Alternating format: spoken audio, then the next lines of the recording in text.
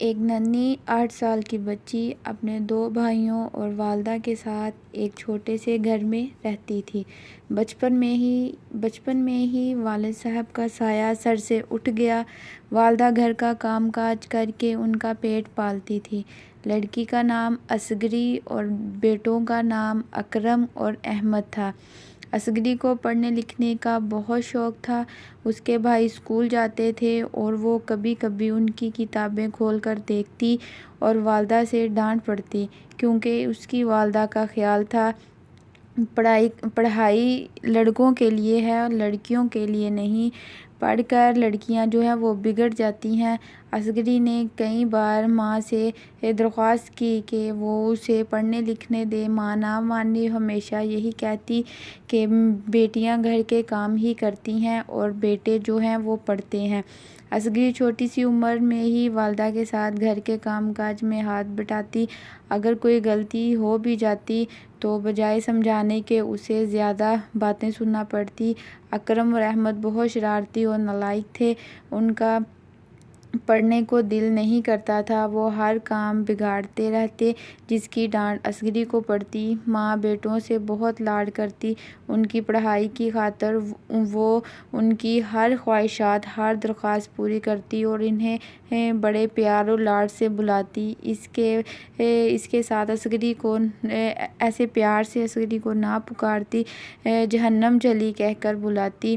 اصغری پھر بھی خاموشی اختیار کر لیتی اور کبھی کبھی تنہائی میں روتی، آنسو بہاتی، کاش اس دنیا میں آتی ہی نہ، کہ ماں کا پیار صرف بیٹوں کے لیے ہے اور میرے لیے شاید اس دنیا میں شاید بیٹیوں کی کوئی اہمیت نہیں ہے، صرف بیٹوں کی ہی اہمیت ہے۔ جب تھوڑی بڑی ہوئی تو ماں کے ساتھ دوسرے گھر کے کاموں میں بھی ہاتھ بٹانے لگی۔ اس کی ماں سیٹھ شاہد کے گھر کام کرتی تھی۔ سیٹھ شاہد کی ایک بیٹی تھی جس کا نام تھا سعدیہ، وہ اسکول میں 8ویں جماعت میں تھی۔ آہستہ آہستہ سعدیہ کی دوستی اصغری کے ساتھ ہو گئی۔ سعدیہ کو اصغری بہت اچھی لگی اور پیاری لگتی تھی۔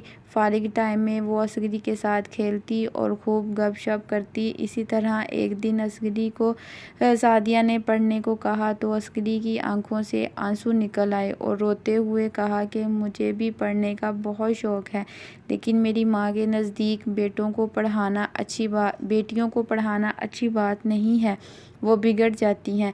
سعدیہ کو بہت افسوس ہوا، دنیا میں ایسے لوگ بھی ہیں جن کے نزدیک بیٹیوں کی کوئی اہمیت نہیں ہے، صرف ان کے لیے بیٹے اہم ہوتے ہیں۔ سعدیہ نے چھپ کر اصغری کو پڑھانا شروع کر دیا۔ اب وہ روزانہ آدھا گھنٹہ اس کو پڑھاتی۔ اس کے ساتھ سعدیہ کی محنت سے اصغری نے میٹرک کا امتحان اچھے نمبروں سے پاس کر لیا اور وظیفہ بھی حاصل کیا۔ آج اصغری بہت خوش تھی اور سعدیہ کے امی ابو بھی بہت خوش تھے اصغری کی کامیابی پر۔ شاہد نے بھی اصغری کو انعام دیا اور مبارکباد دی اور کہا آج آپ کی ماں کو بھی مبارکباد دینی چاہیے، تو اصغری کی آنکھوں میں آنسو آ گئے اور روتے ہوئے کہا کہ میری ماں کو کچھ نہ بتانا، وہ مجھے آپ کے گھر آنے سے روک دے گی۔ وہ بہت حیران ہوئے، ایسی بھی مائیں ہیں۔ سعدیہ نے ساری بات اپنے والد کو بتائی اور کہا کہ آگے بھی پڑھنا چاہتی ہے۔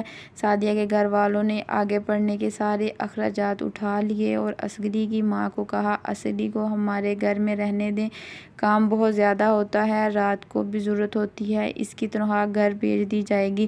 اصغری کی ماں بوڑھی ہونے کی وجہ سے گھر ہی رہتی تھی۔ اکرم اور احمد نے اسکول چھوڑ دیا، وہ اسکول سے فیل ہو گئے۔ فضول خرچی کرنا، برے دوستوں کے ساتھ بیٹھنا ان کا معمول بن گیا۔ ماں کی ایک نہ سنتے اپنی من مانی کرنے لگے۔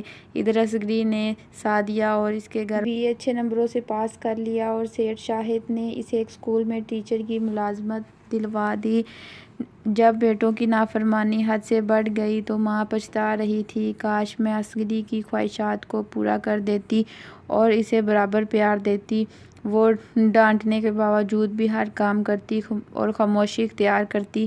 آج اس کی محنت کی کمائی سے گھر چل رہا ہے۔ جس سے بہت لاڈ اور پیار کرتی تھی، آج وہی نافرمان ہو گئے اور بری صحبت کی وجہ سے آج جیل کی سوراخوں کے پیچھے پہنچ گئے۔ ان کے لیے بہت کوشش کی، لیکن پھر بھی وہ پڑھائی سے دور رہے۔